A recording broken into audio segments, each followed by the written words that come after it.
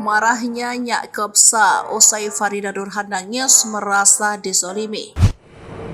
Bang Madun, pemilik warung makan Nyak Kopsa, angkat bicara setelah Farida Nurhan menyinggung soal penyesalannya membela.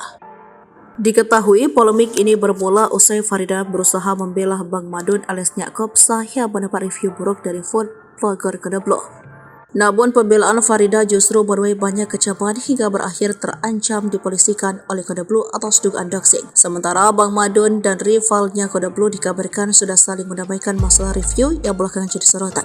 Terkait pertemuan Nyak Kopsa dan Kodeblo, Farida lewat Instagramnya diduga memberikan setilan ngode menyesal lantaran iba dan berusaha membantu orang lain. Farida Nurhan tak kuasa menahan tangisnya saat ditelepon melalui Ricardo, yang mana itu malah membuatnya dihujat habis-habisan oleh warganet. Menengahi masalah itu, Melanie Ricardo mendatangi Bang Madun di warung Nyak Kopsa. Bang Madun merasa serba salah usai Farida Nurhan mengungkapkan kekecewaan pada dirinya. Pasalnya Bang Madun juga terkena dampak dari perseteruan yang kian melebar itu. Hal inilah yang memicu kembali amarah Bang Madun. Amarah Bang Madun memuncak mengingat banyak yang harus ia tanggung di tengah hujatan warganet mengenai warungnya. Di sisi lain, Bang Madun tak akan melupakan jasa Farida Nurhan yang sudah membantu mempromosikan warungnya sejak awal. Namun ia tidak terima jika disebut meninggalkan Farida Nurhan sejak berdamai dengan Kodeblo. Bang Madun mengaku dirinya tidak ingin perseteruan ini berbuntut panjang. Seperti diketahui, Denny Sumargo berhasil mempertemukan Kodeblo dan Nyak Kopsa. Mereka juga menunjukkan aksi jabat tangan hingga pelukan damai kepada satu sama lain. Tak hanya itu, Nyak Kopsa juga menegaskan lagi keinginan untuk menyelesaikan masalah ini.